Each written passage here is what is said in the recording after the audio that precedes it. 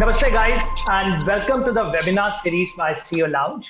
I've been jokingly asking to all my corporate friends that they have actually become a grasshoppers from being a globe trotters, and hopefully we're all looking forward for this lockdown to get over on Monday, but now it's been extended by 2 weeks.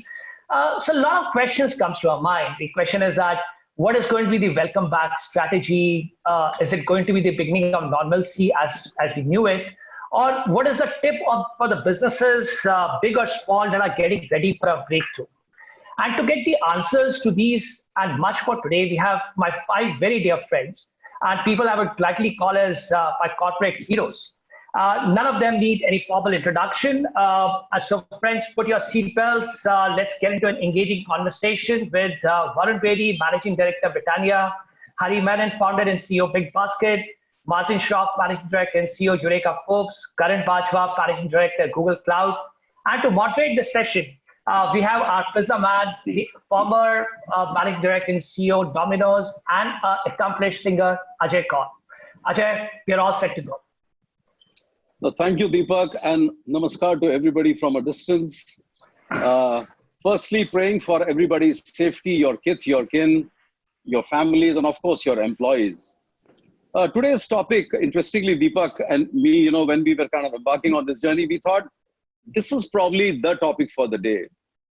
Enough has been spoken so far about what can be done, how tough the situation is, what will be done, what should be done, and so on, which means a lot of things, but still in theory, not practical. We thought as we are getting closer to the date of lockdown getting opened, as the Prime Minister starts, informing businesses that, okay, you can go back to kind of opening them in a small way, big way. I think the day of reckoning or the moment of reckoning for CEOs is coming. As, Jack Ma rightly said, I think yesterday, that the purpose or the objective of businesses in 2020 should be that of pure survival. And if you come at the end of 2020 and you're surviving, which means you would have made some sort of profit. So he is make it sound like a totally tactical, almost a battle which is being fought on a day-to-day basis. Cut to Mr. Deepak Parekh, who a few days back said that when you hit offices or when you are trying to attack your businesses today, you should ideally be forming two teams.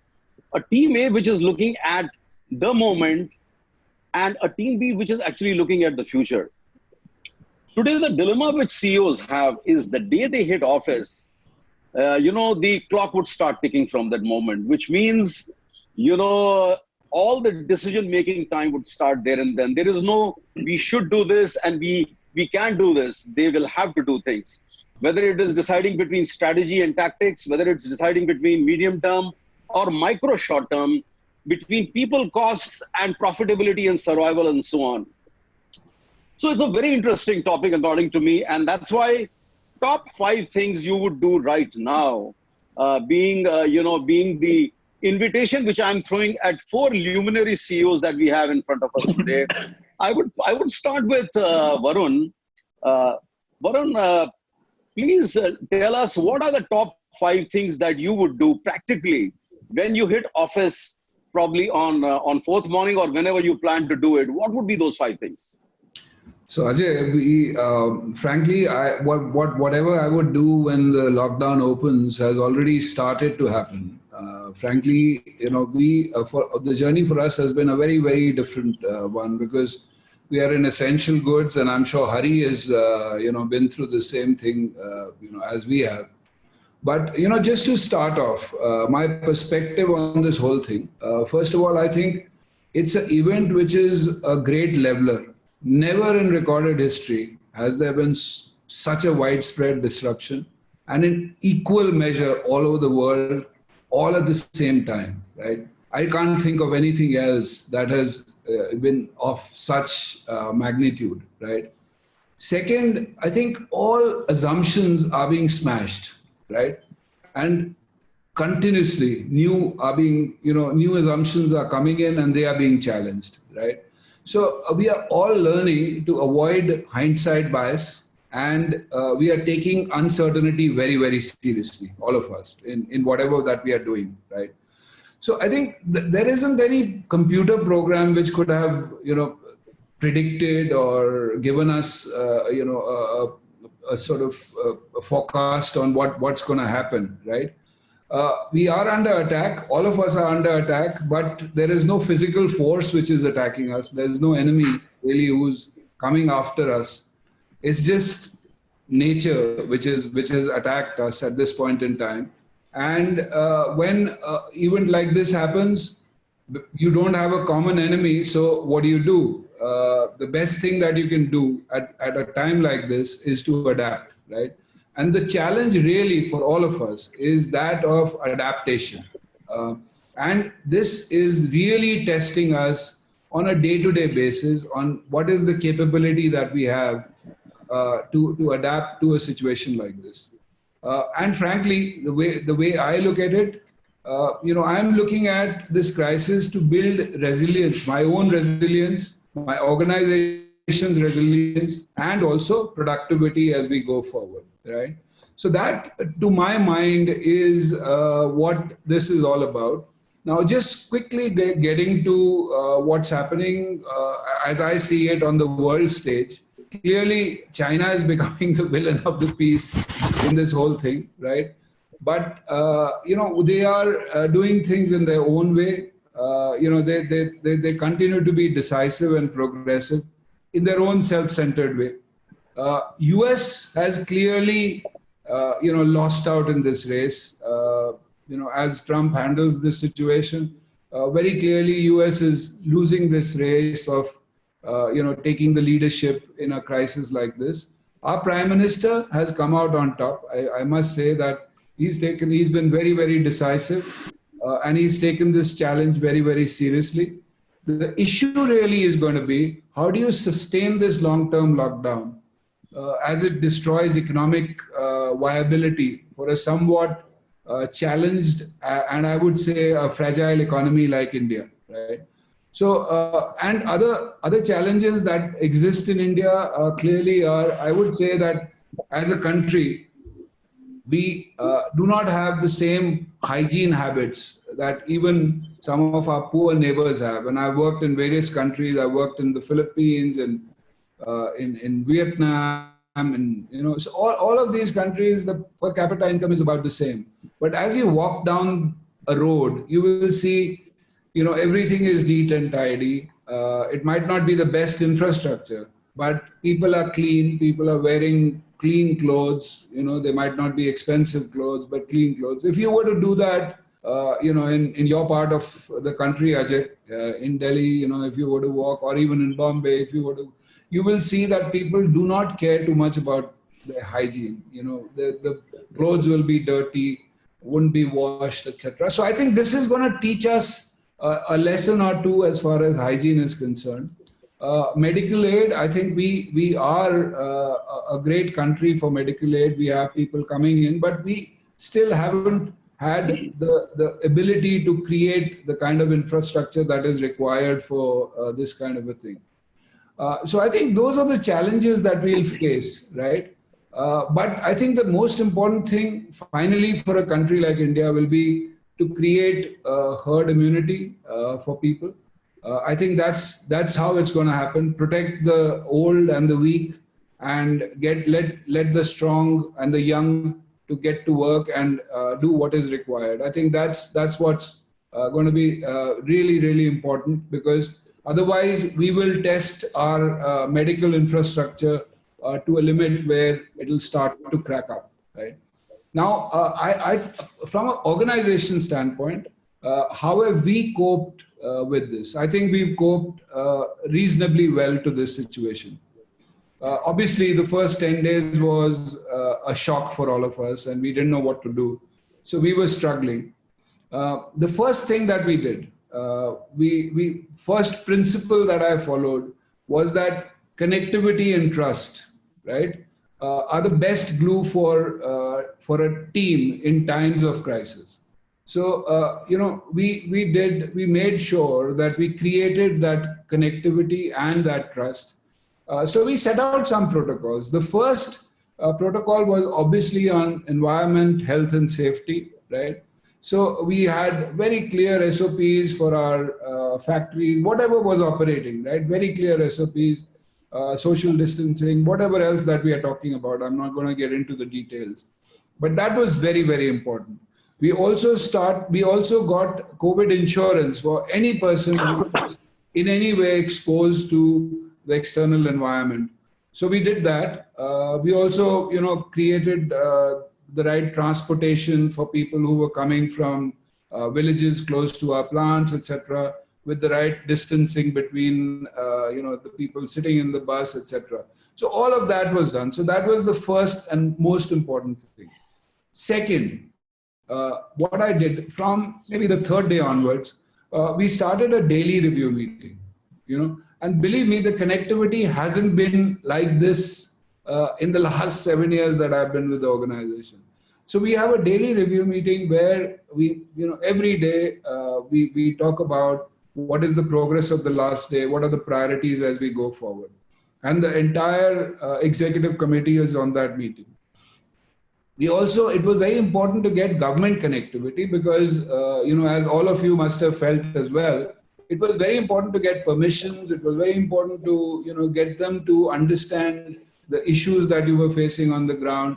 So government connectivity was extremely important. Then I started a weekly town hall meeting because it was important to tell the entire organization on what was the progress being made and also to listen to them, right? Listening to them was also important because, when you're sitting at home, idle mind is a devil's workshop. So a lot of things sort of start coming in and you're reading every day, you're reading news of job losses and this and that. So they want to talk. So listening was very, very important, and we did that as well. We tightened our costs to the limit, right? And the principle was no more capital expenditure till it becomes extremely, extremely necessary, right? We also did a protocol on how do we connect with our customers remotely, right? So all of us who were sitting at home, we've got a database. So we chalked out which town, village we are going to be adopting. And we would connect with 40 customers every day on the phone just to check out what was happening, whether they were getting, our stocks, what was the situation on the ground, were they safe, etc., etc. So I think that protocol worked really well, and we compile that into a report, and we see it in our daily meetings, right? So we did that. We also tied up with CII to train stores on how they should,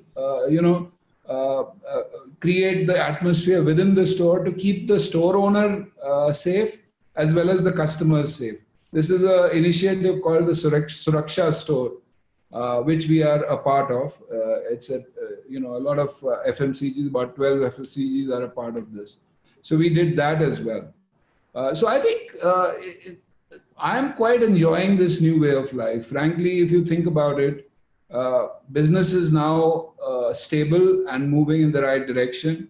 Frankly, all meetings start on time and end on time. We are much more better connected than we've ever been in the past. We are working harder than we worked in the past. So it's a great place to be. And I think there is a lot that we can get out of it as we move forward. So that's my 5 things. I'm sorry I took that to more than 5, but that's my take on the situation. Not a worry, Varun. All pearls of wisdom. Honestly, I loved the last statement of yours that you and your team are enjoying this. Yeah. The key message is that a big CEO of the country is saying that even in adversity, find ways of enjoying it. While I didn't hear too many strategic things, and the reason being that there is so much of volatility and ambiguity in the whole environment, but how to cope with uncertainty, and most importantly, how do you still do cultural binding, the connectivity and trust building to basically reinforce your culture, were some of the big takeouts for me. Brilliant. We move on to Marzin. Marzin, your business, as much as Varun's business, is connected to people's homes. So what do you believe are your 5 things that you would do, or some of them you may be already doing when you hit office on the D-Day?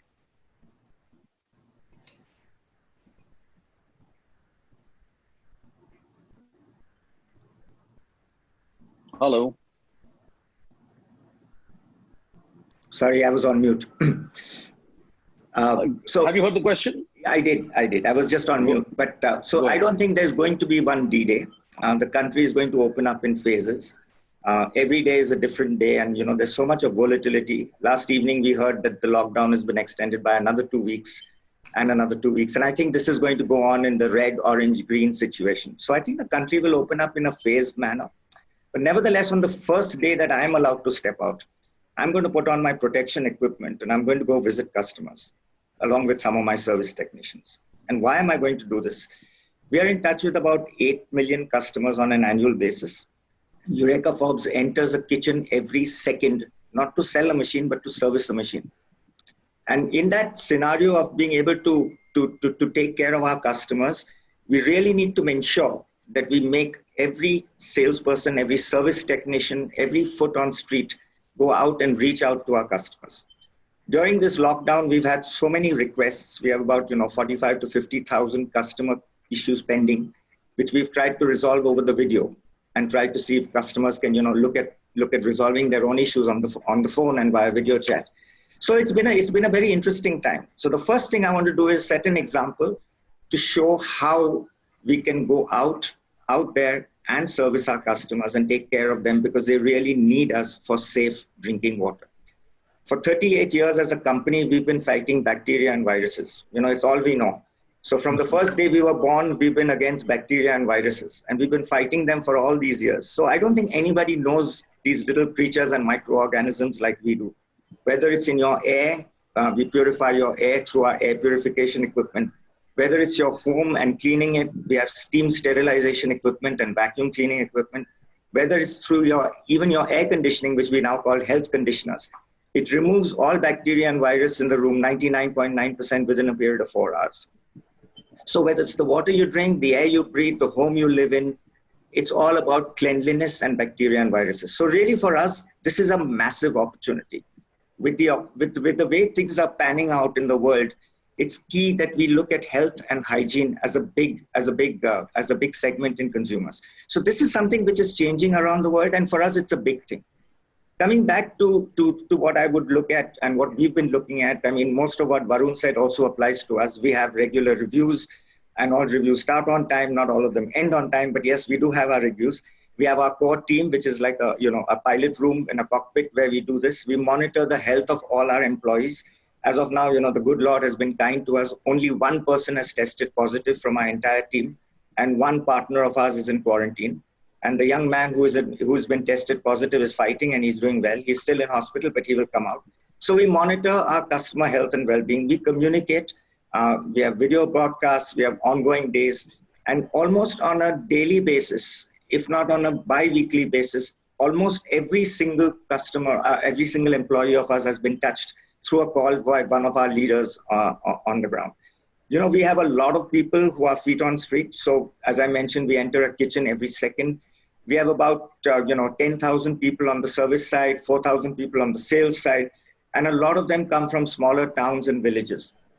So some of them could reach their villages back before the lockdown. Some of them couldn't. So they need help. So our leaders reach out, try to help them out and do this. Some of these stories that we have seen from customers who claim that, they've been serviced by us even in these tough times is very heartwarming. It actually warms your heart to hear that there are such fantastic Eurochamps people out there who go out beyond the call of duty to reach out to our customers. So that's on the second part of it. The third part of it, of course, is the cash and the liquidity side. I mean, it's an amazing time. And I was reading a research by a company called Avalon, and they did this study across all the listed companies on the stock exchange. And what was interesting to see is that 68% of companies, that's over 2 out of 3 companies, have no cash cover beyond 2.5 months. Let me repeat this. 2 out of 3 companies, listed companies, will have no cash cover beyond 2.5 months. Now, this is something that is quite a scary situation. We are already almost 1.5 to 2 months down the road already. And in a little while, most people are going to run out of cash. Very scary. And for us, this is something that we've been looking at. Where do we cut costs? We are renegotiating everything from our business partners to our suppliers to our rent. We're even cutting down our guest houses to see where we can save on this. So this is a very, very critical thing on managing cash and managing liquidity. The fourth, I think, is an opportunity for us to reskill. So we are looking at how we can use this time to reskill our people through video chats, through Zoom, through Teams, through Microsoft. This is something that is going on an ongoing basis. We have regular webinars across the board for our people, our business partners, our retailers. All of them are getting an opportunity to reskill. And I would say one more thing is this has given us an opportunity to sit back and reflect. You know, when you're so caught up in your day-to-day work, you're so caught up that you tend to get operationalized. In this, people have been able to rethink. So when we've divided our core team, we have a core team into 5 large projects that we're looking out for reimagining the future. So these are the 5 key things that we will be looking at from a strategic perspective. We have regular calls on these. We have monitoring systems. We have a project plan in place. So when we reopen in the next 3 to 6 months, there will be one strategy. The next 6 months to 18 months will be a longer term approach of reimagining our business. Where will we be? How will we be? What will be the opportunities for us? And where do we need to cut the flab and reimagine ourselves? So this has been a good, I would say, I would echo what Varun said. It's been a kind of an interesting time, kind of a good time. And consumer behavior would have changed a lot during this time. I sense that companies will be rechanging also. Many things will happen. Models will move from CapEx to OpEx. Companies will become leaner, thinner. So these are very, very exciting times. And there's one thing that I keep saying, that which doesn't kill you makes you stronger. It's always been my favorite phrase. So that which doesn't kill you makes you stronger. And everything will be okay at the end. If it's not okay, it's not the end. Merzin, golden words. My takeouts, some outstanding ones there. To start with, the focus on internal and external customers, how you would contact customers yourself at your level, on foot, on feet, remarkable. And how in this period you have contacted every single of your employee, showing your concern and showing your love for them. I think an outstanding benchmark for everybody to follow. What I also liked in the language which you and Varun both are using is the war room. It's almost like going back to management and business schools where they would take a lot of inspiration from these books written on war, how it's almost come a full, circle where again, everybody seems to be fighting a battle or a war almost on a day-to-day basis. And last, which is your contribution towards strategy, because one of my questions in the section part B, when all of you are through with your initial few words, will be on how are you maintaining the balance between envisioning strategy, future versus the micro short term and so on. And I'll come to that. So brilliant stuff.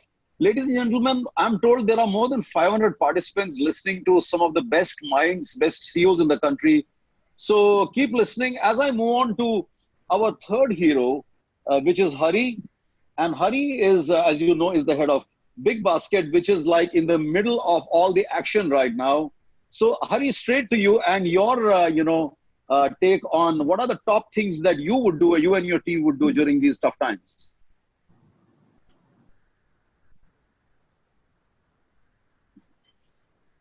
Hari, you're on mute. Yeah, I'm sorry. Yeah. So Ajay, I'm going to start with my, with my favorite, as I call the COVID theme, is something that I've learned the hard way over the last 1 month, and really learned it the hard way. And I've coined it, by saying maybe I'll write about it, a few months later. And that theme is called, how do you do more with less, right? Fundamentally, we actually never shut, right? So we've been operating right through. So there's no question of, starting back and starting all over again. We went through a horrendous last 1 month. It's got a little better now, but I don't want to talk about it right now because it's, we've gone through experiences which are absolutely unprecedented, which we've never seen before. People getting beaten up, getting thrown into police stations, put behind bars, etc., etc. We've gone through all of that. When we started operations, during COVID, just during the lockdown. I must also state that the government has been absolutely outstanding, in terms of the support that we got in the initial 2-3 days. They got us up and running in about 2 days because we had to shut for 2 days because all our people just ran away when all these atrocities happened and stuff. So so coming back, I think through this period, the one thing I've learned is that we must figure out how we are going to do more with less. And this is a theme I am actually getting right across my organization. It's worked really well. And let me give you a few examples, right? What it means, we are absolutely desperately short of people, right? And as we speak right now, today I can hire 5,300 people, right? Just to kind of meet what I call the COVID demand. And it was 12,000 people, just a couple of weeks back, and we've just been hiring and hiring because all our people went away. And so we've learned, how to really tweak processes and tweak technology to make sure that we just up productivity to such an extent that we're able to deliver the same level that we were doing pre-COVID with almost half the number of people. And that is what caused that theme. And then it extends to things like, how do you make cash last longer? How do you do, things that will make sure that you don't have to go to markets again to raise money for quite some time because, that's not going to be available. How do you make work from home very effective? And we've just enjoyed this last 1 month. It's been real, great fun doing this because of productivity going up, because people are finding themselves a lot more productive at home. I completely agree with Varun. All meetings start on time. There is absolutely no delay. Nobody just coming from different floor, joining, 5 minutes later, 10 minutes later. Everybody bang on is there on time. Meetings finish on time. The days are planned and organized so well. And so in the process, what's happened is we're giving up, a couple of floors in our office. Already done that, and so that's going to save costs and goes back to that same theme of how do you do more with less. So that's one thing that me and my team are driving across the organization. It's also applying personally. I'm finding that in the last 1 month, we've all learned how to do more with less, right? So we buy just the essentials, just few basic things that you operate with. You don't have all the luxuries that you want, but you're still enjoying it and having fun, which and hence I know it's really working. That's one. The second critical thing that I need to drive and we need to drive across the organization is safety, right? It is so critical. We've never had this worry. We've never had this problem in the past of making sure that we create such stringent protocols to make sure that, one, our employees are safe, because, we've got about 30,000 people right now, right out there, going every day to our distribution centers, to our hubs, going and delivering groceries to customers, etc., etc. So essentially, I think we just need to get better and better as far as safety is concerned, be it social distancing, be it, temperature measurement, be it sanitization across all our places.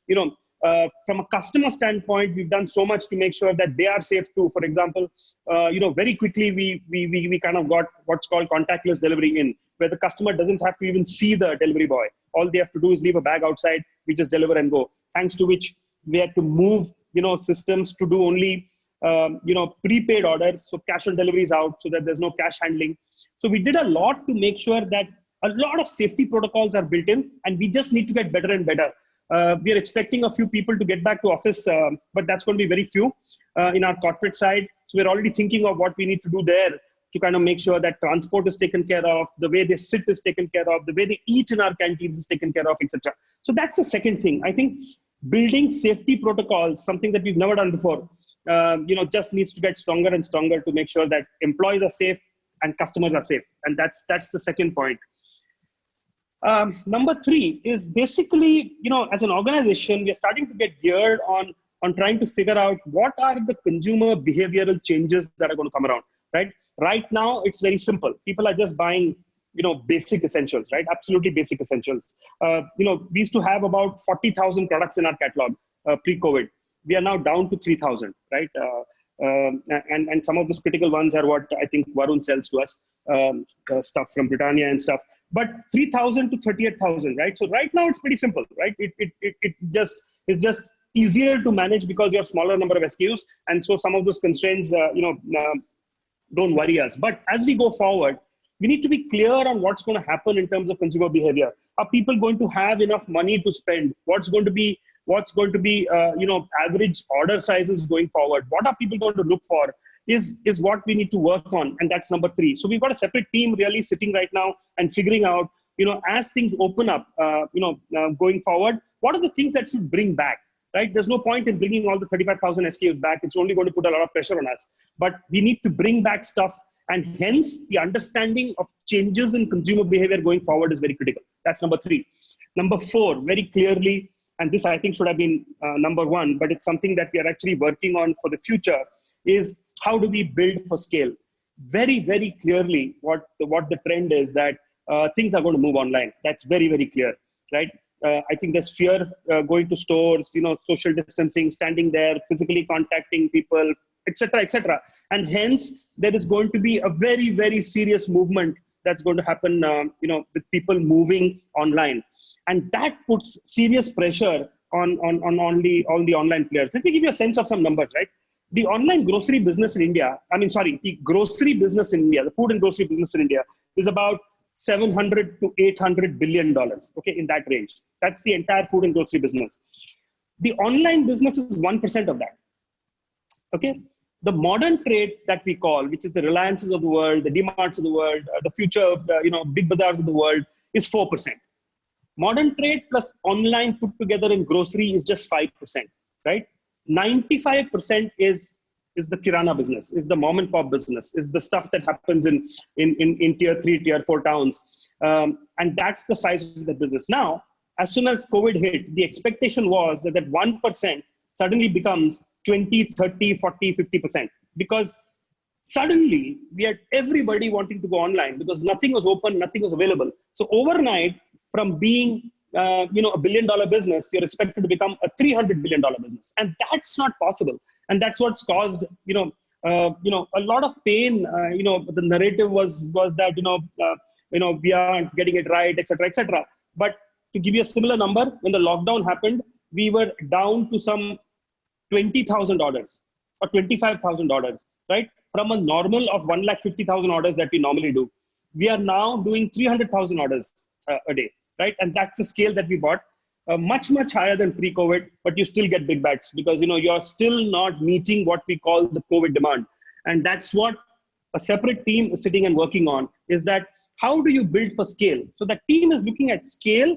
The team is looking at consumer behavior changes. So it tells us what exactly we should be selling and not selling. And when I say scale, it includes all aspects of scale: people, infrastructure, vans, etc., assets, blah, blah, blah, right? That we need to do. And lastly, I think one of the things that I've learned again, the hard way right through this 1 month is that it's absolutely critical to communicate. And that's what we constantly need to do. Varun talked about town halls. We talked about daily meetings internally. I have reached out to customers using social media, when all the bashing was going on, and that helped, created a lot of empathy, just to explain to customers what we're going through and what the cause and what the reason for all this is. And that helps. And so the critical thing to do at this stage is basically communicate. Employees, customers, stakeholders, and make sure that everybody is in sync with you in terms of what you're doing. So Ajay, those are my 5 things. Excellent, Hari. We know the story of how Big Basket has, in these tough times, been one of the winners in terms of going to zero and then scaling up almost back to where you were pre-COVID. And what I loved the most in what you said was doing more with less. And I think that's something which we will talk about in detail a little bit later. Also, on consumer preferences, the changes, which is a bit more strategic topic. And similarly with employees, while connectivity and all that in the short run is great to keep the team going, but the anxiety at job losses, pay cuts and all that, how do you manage that imbroglio? And we'll talk about that in a moment. Moving now to Karan. Karan, as you all know, is the head of Google Cloud, and he's in this job only for 2 months. So he's got the additional, a challenge of finding his own place in the organization while he's a luminary in his own rights, and also at the same time handling COVID and its aftermath in his company. So Karan, please enlighten us with your thoughts. What are the top 5 things that you would do? Thank you, Ajay. Thank you very much. And good morning, everyone. I really hope everyone's strong, safe, and making the best of the situation that we can. This really is so unprecedented. All of the speakers spoke about all assumptions being smashed. It's never something we planned for. What is really important for me is the way our country is responding. I think in the best possible way, given our means and our complexity. I could not think of a better way that our country could have responded. Ajay, one of the testimonies for me is that on a Saturday afternoon, we have 570 people on this bridge talking to us and listening to us. That tells us people are willing to engage, wanting to learn, and that's a very, very positive thing. This is throwing up challenges every single day on many fronts. Technologically, if I see, which is the industry I come from, and by the way, your point was that what are the 5 things we would do on day one? I believe, and I agree with Varun, that those things have started. Day one's not going to be radically different from where we are today. Not more than 20-25% of the workforce is going to be able to come into offices, at least in the early days. So I don't expect anything radically changing. So I'll talk about what are the things we're doing now that will only amplify as we get to our workplaces. On the technology front, which is our core as a company, it's extremely challenging. BCP, which everyone had a plan on, is not working for most people because nobody planned for the scope and scale of complexity and challenges that would come in. So that is being challenged. And I'm seeing it not just in the small customers, in the largest of customers. I'm talking about the top 5 in every single customer vertical. And I'll share some of those things with you. So it's challenging the most mature of customers, while of course the ones that are early stages of adoption of technology. For employees, I sense from the early kind of questions around how we're going to handle this, is getting to fatigue, is getting to anxiety. I'm seeing that a lot of our employees are not just engineered to work from home. Their home places are not conducive for multiple people in a home working from home for long hours. It's just not set up that way. So that's starting to settle in. Equally so for our case, while there is a challenge in the market, we are actually ramping. We are hiring on scale. I'm literally interviewing tens of people over a week, and we are onboarding these people. And while we are very excited about bringing these people in, a challenge also is how do we create the experience? It's so important as a new employee walks in, how do we recreate the experience? A very important constituent for us is our partner community, which is how we go to market to our customers. These are largely small and medium businesses. They are concerned, they're very anxious, and that's another community we are very concerned about. My big learning, and I'll reiterate what was just said by Hari, my big learning is there is absolutely no replacement for engagement and outreach. That is the single most important thing that you can do in this time consistently with all your constituents. I'll touch on a few things. On the technology front, as I said, it's challenging the largest of customers. So our big challenge was, how do we make sure that the best of technology that is available, and most of you know that technology company create tiers of usage, a high-end tier and then a basic tier. What we thought is, how do we democratize that and take the best of our technology to every single customer out there? And the one big challenge was people were not engineered for 100% work from home. Most customers had work from home philosophy set up, but for a part of their workforce, 20, 30, 40%, when it stretched to 100%, they started breaking apart. And then we saw a host of security issues starting hitting people as well, which was very concerning. So what we did is we took our kind of premium tier of working from home capability, which started with what we call as Google Meet or Hangouts in the past. We took up that capability and opened it up for any customer who wants to use it. And we wanted to remove the barrier of getting into commercial conversations at this stage. So it said, use it for the next 6 months. Nobody's going to talk to you about commercials, but open up and take it to customers. We are seeing hundreds of customers. And I'm not at liberty to say the names, but this is names that provide to you on a daily basis, the largest banks that you work with, the largest telecom companies that you work with. In tens of thousands, we had to turn up literally in 24 hours capability to work from home for these entities. The mission we went out with is serve, not sell. That's kind of the philosophy we took when we went out. And then we realized another important aspect, that while we addressed the businesses, the consumers were not addressed. The consumers were still struggling with variants of what they were using, and there were challenges in both in scale as well as in performance. So what we just did yesterday, which was another marquee thing, is we opened that same technology to any user in the country, across actually globally. Any consumer, individual consumer wants to use technology, that technology is available, again, free of cost to that individual. We are seeing a take-up rate of about 3 million users per day. our usage on the platform has gone up 30x. So I think we I call it the democratization of technology at this time, which is an important factor in bringing in. Employees, which is the second constituent, many people have said multiple things. It's so important that we engage in many levels. At a country level, we have a very large workforce in the country, within our different businesses, within the small work groups. So we are doing a host of things, and a lot of the people have spoken about the weekly town halls, the fun activities, actually some very interesting things we are doing. We just started a campaign on creating a music video for all the employees to sort of send some inputs, and we create a music video, engaging them in fun activities, things like yoga sessions, small capabilities, but engaging people. We have a very interesting program we launched, which we call as Googlers engaging Googlets. Googlets are the children of Googlers. So a very engaging program on how parents at this time can engage young children in these challenging times. Ergonomics and educating people about working from home and all the nuances that come from a complex work environment at your home. That's something that we are working on. So a host of activities, that is engaging employees, because that is a very, very important part of what we do in this business. Government then tends to be a very important constituent for us as well, simply given the task at hand and that they are limited now in terms of assets they have and people they have working with them. We worked a lot with the government on during these times, again using technology in a massive way. The first challenge for us was to curb the misinformation. That was a very important challenge thrown to us by the government. So we brought to bear all of our assets, start from search, from maps, from YouTube, and even things like Google Pay. We brought those assets together and made sure that information was being clustered in the right manner and all through authentic sources. So people could actually come to these properties, and they come in the billions to these properties. They could get a single source of information which is authenticated.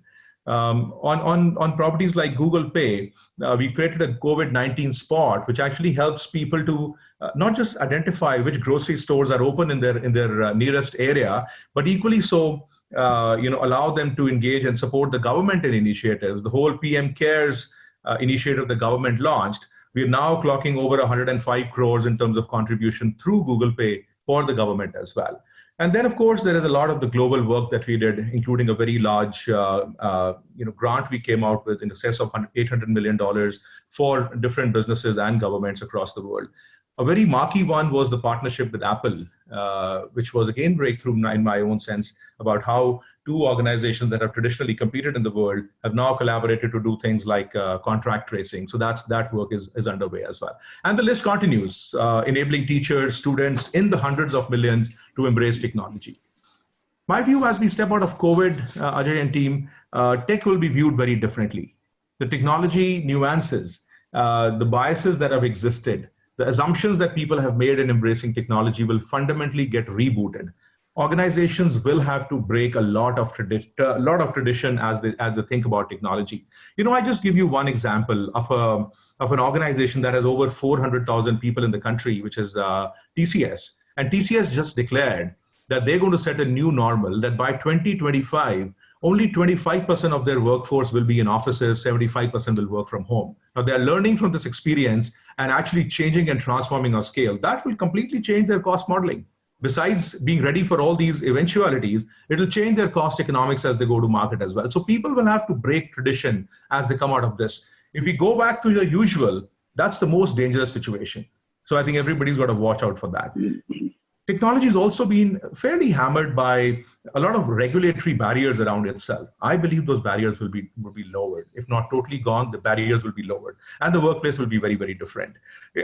Just to sort of say what I said, I don't believe the workplace is going to be ever the same again. Forget about the near future. The near future is going to start seeing about 25 to 30% of the people coming in. So things like employee safety is absolutely paramount. We'll have to think about the whole emotional thing of people coming back to work, because a part of the workforce is coming, a large part of the workforce is going to be back at home. So the emotional aspects of handling those are going to be very, very critical. So managing the whole employee experience is going to be very, very critical as we go through this change. The second thing I believe, which is very important, is especially just given how customers will look at technology as they come out of COVID, we will have to have a very strong outreach to customers. And we've started that.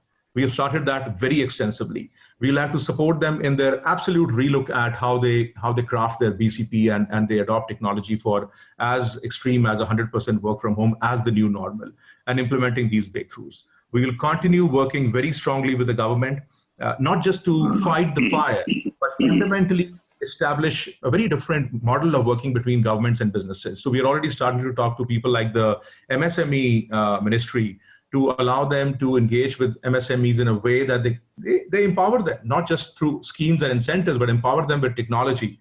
The government's own adoption will have to go through a very radical change, and we're already starting to see some of that.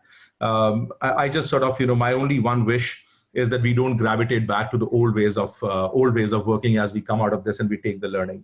One very interesting thing, I'll end at this with, I live in a community in Gurgaon, which is of course going through its own stressful times, everyone. So everyone's kind of wanting to go out and start walking in the greens. And there was this massive challenge happening between people to say, what is the difference between walking in your home and walking on the ground in the lawns, so long as you're keeping distance. So a few of us set a tone that walking in the balconies is possible. So we started a campaign about walking in balconies, and yesterday I clocked about 20,000 steps, which is 15 kilometers walking in the balcony. So we're doing some of these things to educate people about the new normal and be ready for the new normal. So those are the few things, Ajay, and I'll pause and hand it back to you. Thank you, Karan. Some great words of wisdom. Apart from the fact that 20,000 steps is showing you're looking a bit slimmer, but what I gathered the best out of your talk was the democratization of technology. Sometimes incrementalized changes don't bring tectonic impacts on certain things, and events like these, and that probably runs across all our four speakers today, that they have found amidst adversity and severe adversity that too some real optimism and initiatives and things to look forward to in future. As I go through the various questions and the various participants we have and the kind of questions they have, the list is long. My only request and advice to people who are going to ask questions in future, and also to our four panelists, is try to be as succinct and to the point as possible, because we have a limited time. Our first person to ask the question is Sandeep Gambhir, the MD of Oryx India. Can you please put Sandeep on the line, please?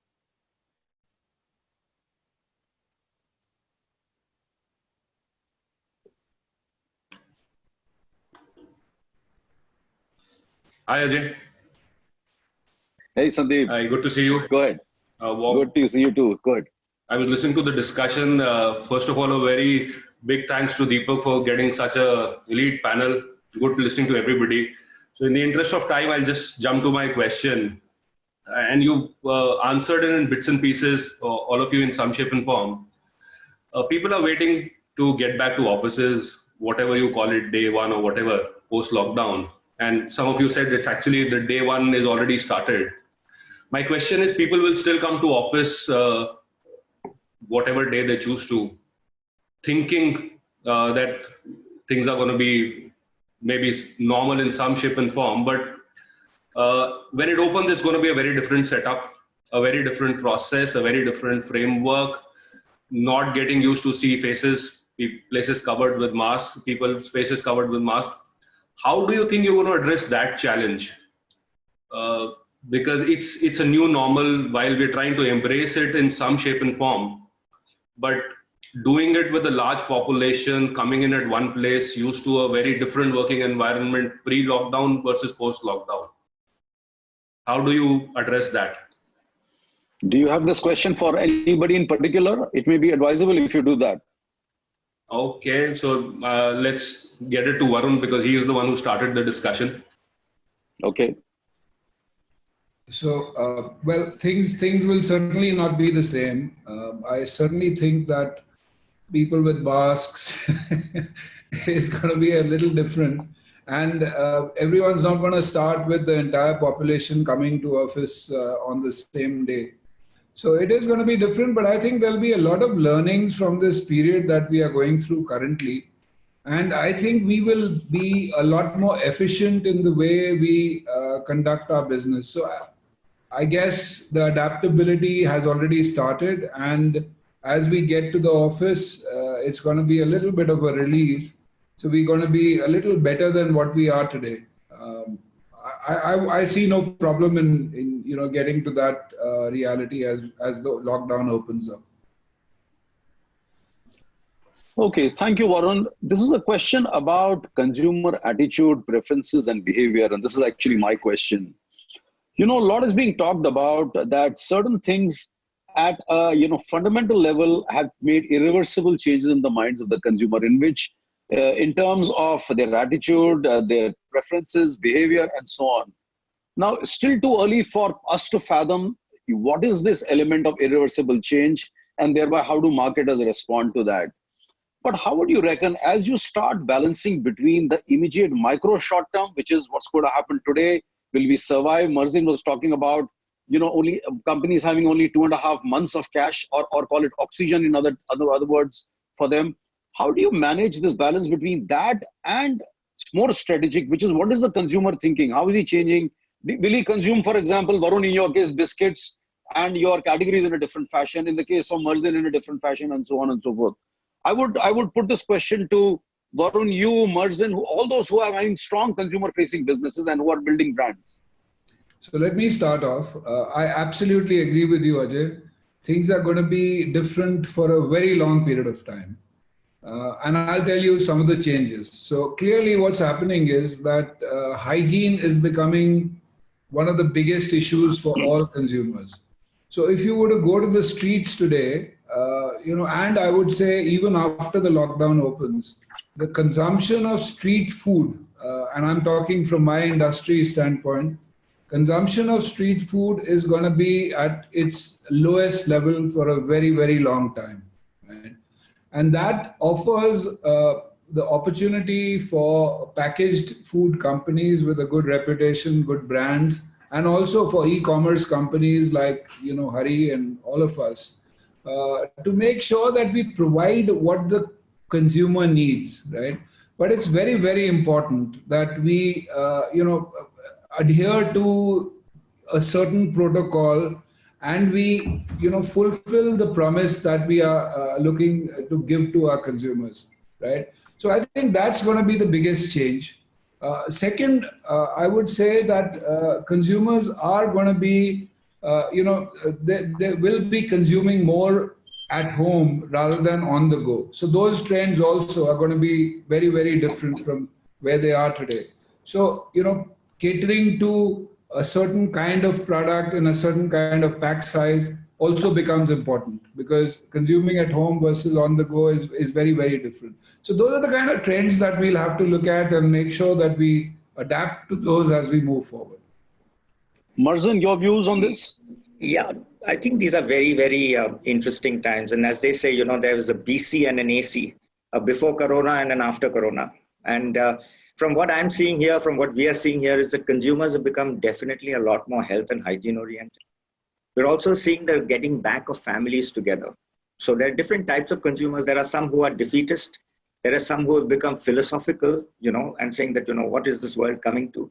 There are some who become stoic and said, this is maybe the, so there are different kinds and segments and buckets of consumers. But what is interesting is that health and hygiene, I think, will definitely be more. The family as an ecosystem is coming back together. People are going back to their roots. You're talking about Ayurveda, yoga, meditation. It's all coming back in a big way. So that's on one side going back. The other side is going forward. People are becoming more digitally inclined. People are ready to digest education. I mean, my son works out and he has his e-workout on Zoom. I mean, he would have gone to the gym, but he does it. My niece is doing her Cornell program on online. So there's a lot of stuff which is happening on the digital space. Consumers will become more digitally inclined to pay digitally. So I think digital payments will become a big thing. On the other side, we're beginning to see a little more frugality also. So it doesn't spell well for the luxury industry. It doesn't spell well for the, for the experience industry. But I think there are some segments and some industries that will need to change completely. People are ready to work remotely. What is also, I think, at a mind level, I think the husband is beginning to appreciate the wife a lot more by knowing how much work there is in the house. The wife is beginning to appreciate that the husband is trying to help out in the house. So there's the whole value of family, the whole value of relationships. All of these will have huge, impacts on communication. It'll have huge impacts on how people behave, how we put out our advertising, how we look at social media. So all this will change. I also think that, this entire orientation of health and hygiene is not something that will be temporary. I think it's a longer term permanent measure. So these are good things that will come out of it. On the other hand, you will see the consuming class go down a little bit because people are tightening up on salaries, people are tightening up on money. The gig economy will change. So there's lots of changes that will happen. And we're trying to list these down in a structured manner, see how we can address our communication towards this, see how to segment our consumers' mindsets based on this. So very, very, very exciting times. Excellent, Marzin. We now have Sufal Mehrotra, Vodafone from Vodafone Idea with his question. Sufal, go ahead.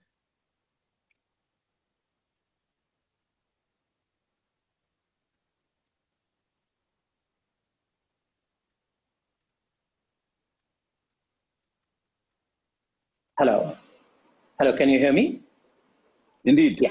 Yes. Thanks, Ajay, and thanks, Deepak, for getting some of the best minds on a Saturday morning and getting them on table for me or everybody to ask the questions. My question goes to Karan. First, many congratulations to you, Karan, for the new job. I think two good things have happened with Google in the last couple of months. One is that you have joined them, and second, they have the GCP has crossed $10 billion turnover, and it's emerged as a key growth driver for Google. I've become a big fan and user of Google Meets. I hope next meeting is that Deepak does is on Google Meet and not on Zoom. My question to you is a little ahead of day one. And as everybody said, that day one is probably already there. Every company is working. I want to understand what would be happening after, let's say, 24 months. Where do you see this world? And how do you see all these companies and all of us who are working in the companies? What would be our situation and what are the key changes that would happen at that point in time? If you can help us visualize that. Sure, absolutely. It's a little difficult to go far out 24 months, but let me take a stab at this. First of all, thank you very much for your comments. Really appreciate that. My view is, and I'll give you a technology views rather than make it a larger aperture conversation. As I said in my conversation, I fundamentally believe that the adoption of technology in the minds of customers will go through a complete change. We were starting to get to a stage where a lot of minimalist views were being taken on, especially the new technologies. A lot of conversations around, let me try it out before I try on scale. Things like AI, things like ML, things like the whole transformation of your data capabilities. There was a lot of testing and trialing happening. My view, that will go away. People will be much more bolder in terms of the art of the possible versus, trying to test. And, I've always said that technology is not the issue, the mindset is. India has kind of become a graveyard of pilots in many forms. People, like in every enterprise, try to recreate stuff without learning from each other. So the scale of adoption, the speed of adoption of technology will massively change. Marzin said something which is very important, which is the mindset will shift from CapEx to OpEx for most customers. Customers will conserve CapEx for their core businesses versus spending it on hardware and software. So people will want to consume in an operational model. So the consumption economy of technology will overtake many, many things of the traditional nature. So that barrier of adoption that has happened for an OpEx model, whether it is SaaS or cloud, I would say fundamentally it will break. People will engineer themselves around technology in a very different way. I gave you the TCS example. It's a very bold example. Think about it, Sufal. A large company as of scale of TCS is thinking that in 5 years, they will get to only 25% of workplace employees being in the workplace. That's radical. So I think there'll be, and I'm again challenging and saying that governments will have to rethink their whole strategy of putting barriers around technology.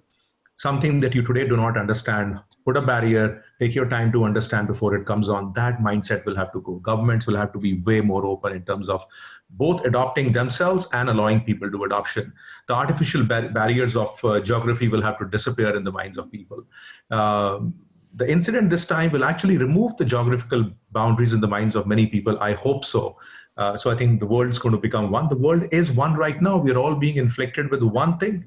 So I would say that I look up to a very different way of adoption, which is not minimalist in nature, and we learn from each other and adopt on scale. Thank you. Thanks for that. Thank you. Amidst all this upheaval, doom and gloom, let's talk of employee for a moment. And this is a question for mass employers like maybe Hari and probably anybody else. But Hari, I definitely want you to answer this question. The employee morale, to my mind, is at its lowest ebb, at the nadir, as they say. While, all this connectivity, outreach and everything is great, honestly, but there are messages going to go out in terms of salary cuts, job losses, and so on and so forth. And there is anxiety, uncertainty at their end. Given all this, when you hit office in the first day, 5th day, 10th day, you will have to pass on these messages to employees. How would you do that? Ajay, actually, I'm the wrong person to ask this question to, because, fortunately, touch wood, fortunately for us, the business has been running, and it's we are actually wanting to employ more and more people, give them work, give them salaries. We've incentivizing a lot of them. We've insured each one, including our outsourced work, people on COVID insurance and stuff like that.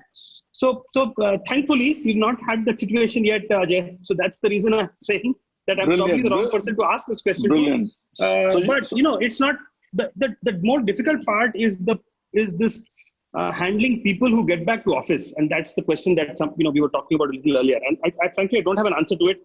I think Varun did attempt to answer some of that, but really speaking, there'll be a few people who will go back to office, and those are the people who essentially have to go back because they need an office environment, because they're meeting people maybe and meeting customers and stuff like that. What we're trying to do is keep that as little as possible, right? As little as possible, and hence move the whole culture to work from home, so that we don't have to deal with that whole issue of just 10 people, 15 people in office. It used to be a bubbling place. Everybody looking forward to go there, meet people, go for your cigarette break, together, have lunch together, etc., etc., etc. All that is gone, right?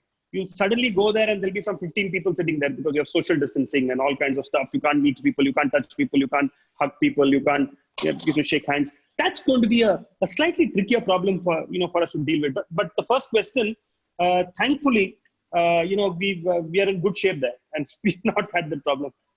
Would Varun or Marzin attempt that question on employee morale, and how would you give the tough message amidst all this talk about motivation and stuff? So I'll go here. It's two things. There's a group of people in our company who are dying to come back to work. So I get this message from this guy yesterday who says, "Boss, I want a vacation. I want to go away from home." So there are these guys who really want to come back to work. They're desperate to come back to work. They want to know, what they can do, because they've had this sitting at home and it's too much. On the other hand, things are not going to be hunky-dory. We know that. And we have tried to address this there is no easy way to do this. You have to be honest with people. You have to tell them like it is. So we've tried to be as honest as possible in this scenario. We've also tried to be as open and tell them where we stand. We have regular calls. I have my next call on Tuesday with the entire team, where we will be talking to different groups and different businesses and verticals and functions, and tell them exactly where we stand on this. There is an underlying optimism as well. So I think the answer is really to say, let's be honest. Let's tell people where we stand. Let them also know what the issues are. It's not unique to this company. It's not unique to us. It's the whole world is going through this. So I think people have, fundamentally understood that there is a genuine issue out there in the world. It makes the life much easier for people who need to communicate good and bad news. So there is not all good news. There is some amount of news that needs to be also put out, but needs to be put sensitively, needs to be put in an honest way. If some people have been asked to go, there will be, we will be having seminars on them on how to become entrepreneurs. Can they become our business partners in some way? We will be doing a webinar for them on how to go about doing interviewing skills. So the key is to be sensitive. People do understand. Understand. Our next question. Yeah, go ahead. Go ahead. No, it's okay. As long as it's been answered, I just wanted to say that I'm in Hari's camp. Luckily, business is looking good, so we are not, taking any steps to get people to move away. But you know, if that was to ever come, we will be absolutely transparent and forthright and help them resettle. I think that's the message. Excellent, excellent. We have a question coming from Dr. N.T. Rao, who is the Vice Chancellor of MIT World Peace University. Can we have Dr. Rao, please?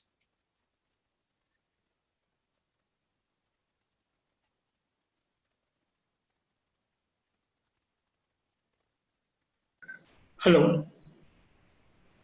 Go ahead. Yeah, do you hear me? We can hear you loud and clear. Go ahead. Oh, thank you. Thank you, Ajay. And at the outset, as a knowledge partner of the event, MIT World Peace University is delighted. Please permit me 1 minute. My question will not be short, typical of a teacher. I'm right now biting a Britannia, brought home by Hari's big basket. And obviously, I use Mazim's Eureka Forbes. So you're already there in my homes, right? And without Google, we don't survive. And it's such a delight to have the gentlemen who have been there in my homes telling the world how we would expect post-COVID-19. My question would be, my consumers are of a different kind, my students. These are the ones with whom we directly interact. Where here I'm dealing with something like a Hari's big bar. I mean, not even Hari's. So he only delivers. So something like a supermarket where every consumer you handle one to one.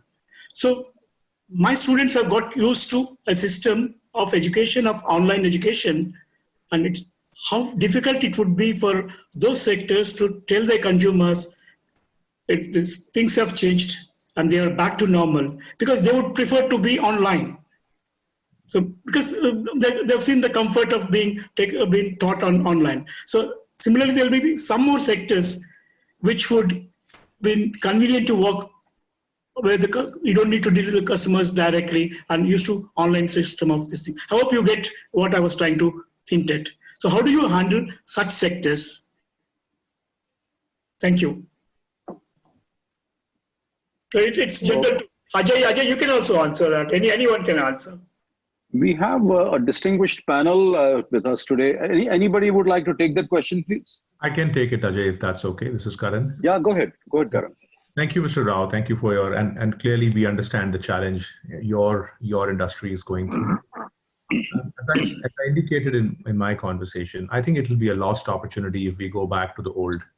It will be completely a lost opportunity. Forever, we had barriers around online education and we had excuses and excuses of why it cannot be done.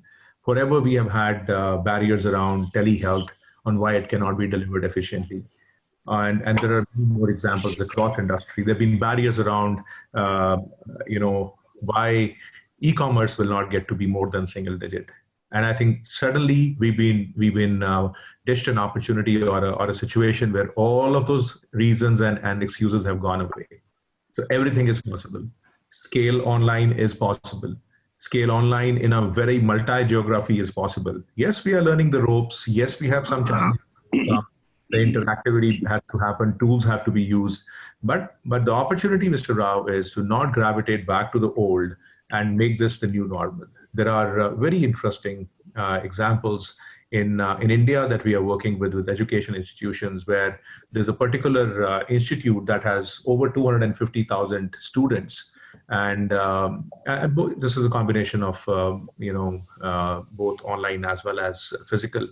And they are now working to a model where they will take 250,000 online completely rather than have a middle path. So I think we will have to break tradition again here and not use those old excuses anymore, but simply build on the learnings we've had. We were not ready before COVID, and yet we did all these extremes. E-commerce is the only way we are getting some stuff delivered to our homes. Online is the only way we're able to get some education. So we were not ready with the infrastructure, and yet we are doing this. Imagine if we get the infrastructure ready. So very happy to work with you offline on how you can actually break that model and completely have a different tech-led model. Thank you, Karan. Our next question, probably one of our last questions, is going to be from Jerry Bindra, MD of Chorus Call.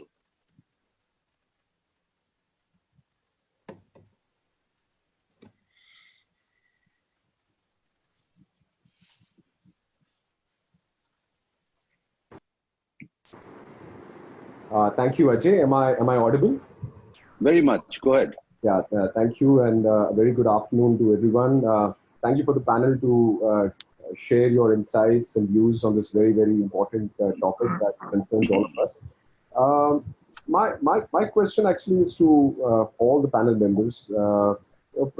Before the virus hit all of us, responsible CEOs everywhere in the world were talking about why it is so critical for businesses to look beyond just the basic objectives of survival and profit maximization. And you know, we were talking about how businesses should give back to the community. And Ajay, you mentioned Jack Ma recently said, well, the only objective for 2020 for business is really how do you survive?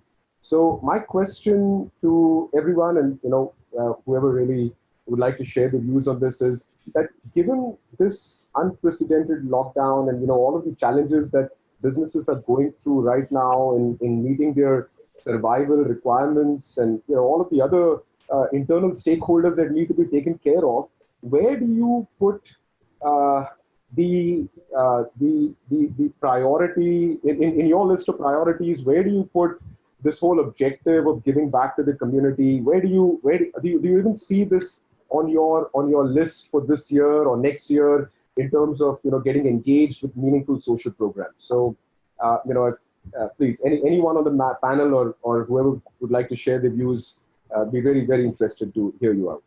Thank you.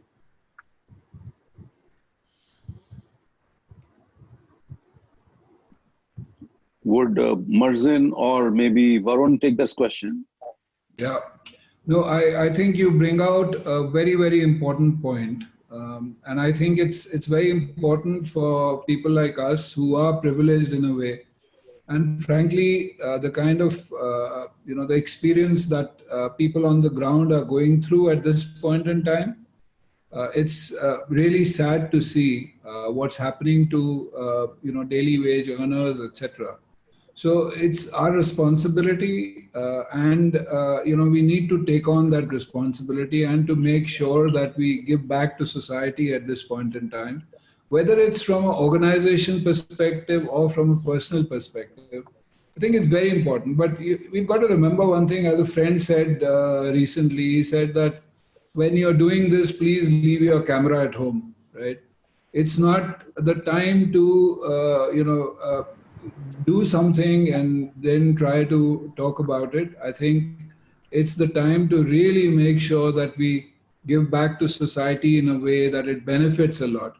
And we've also got to remember one thing, that, you know, whatever may be the state of affairs with people on the ground, they are still very, very self-respecting, right? So if you're doing something for them, you know, do it in a way that they don't feel that they are useless. They feel that, you know, this is an interim and they are going to get back to their normal life at some stage. So one, keep your camera at home. Second, make sure that you always remember that every human being is self-respecting, and they are not happy to get freebies all the time. So keeping those two as basic principles, I think it's very, very important that we give back to society at this point in time. I'll weigh in here as well a little bit. I think the time has come for, you know, to be guided by our North Star.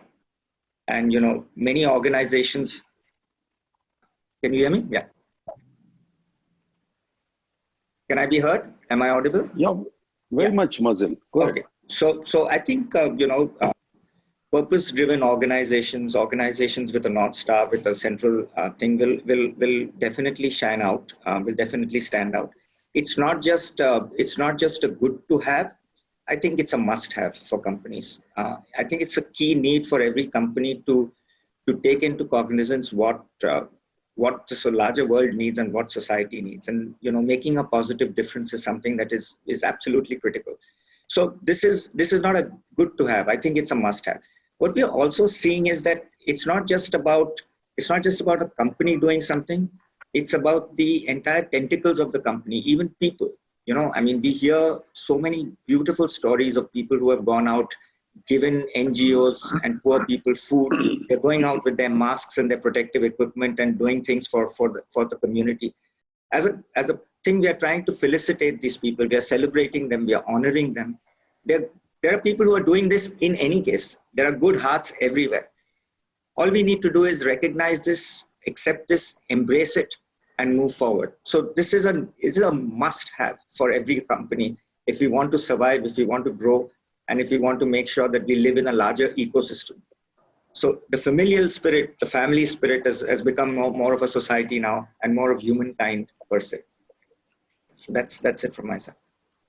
Thank you, Marzin. I think, ladies and gentlemen, we could have gone on for maybe another hour or so because we have a few more questions, but we will have to call a stop here because we have already gone past our deadline of 12:15. Let me first thank Karan, Varun, Marzin, and Hari for some outstanding, as I've been saying, golden nuggets from some of the best CEOs in the country. Personally, while I have learned a lot and I have lots of copious notes I've been taking, but to me, 4 or 5 things stand out. First is positivity and happiness. What we heard across from all of them was, despite all the adversity, they are finding moments of happiness, moments of opportunity, moments of joy for themselves, their families, and their organizations, which is outstanding. Never have we seen a calamity or call it a challenge like this before, but all these 4 CEOs are coming out with a lot of positivity. Amidst adversity, they have found opportunities, which is always a positive mind and looking forward mind. Third, I would say, is their ruthless focus on internal customers and external customers, the visits to customers, the constant connect programs with internal customers, because these are fundamental to our survival. COVIDs will come and COVIDs will go, but customers and our employees will always stay with us. Fourth, also what I heard a lot was on culture. While they have been distant and they have not been physically been present with the teams, but how they have kind of brought in a certain kind of glue to galvanize and to kind of the team connected. And in adversity, sometimes people say that teams come closer, and probably all of them have found that opportunity in bringing the teams closer. My last 2 points are with regards to democratization of technology. Clearly, certain things are going to get catalyzed by virtue of something like COVID. And one of them is the way in which organizations as well as individuals are going to consume technology. So with those few words, I would say thank you, everybody. Thank you, all our esteemed panelists. And Deepak, back to you for your concluding words. I think excellent and engaging conversation. So a big thank you, Ajay, to you, Hari, Marzin, Varun, Karan. Thank you very much. And, we are all ready to fly, really looking forward to it. And I just hope that the corporates and the CEOs bring a little change in the leadership style, and they don't play safe. And they try to cover up the lost year, the first half of the year and the second half, and make it happen. So stay healthy, stay safe. We all see you next weekend with another conversation on how to manage finances in these times. And before I say a final goodbye, if I could ask Ajay to hum a song to summarize this entire situation. Ajay. Deepak, this was not a part of our deal. You put me on the spot now. God. I introduced you as an accomplished singer, so I'm sure you can do that, Ajay. Okay, quickly, look, this was a short video I had kind of recorded, just a few days back. It's been on life, what it is today, the song out of the 4 or 5 songs I've sung there. It epitomizes probably what life is and how we should live it together and move along together, because COVIDs will come and COVIDs will go. तुम भी चलो हम भी चले चलती रहे जिंदगी ना ज़मी मंजिल ना आसमां जिंदगी है जिंदगी तुम भी चलो हम भी चले चलती रहे जिंदगी. Thank you. Goodbye, folks. Thank you so much. Thank you, Ajay. Thank you, everyone. Thank you. Thanks. Bye.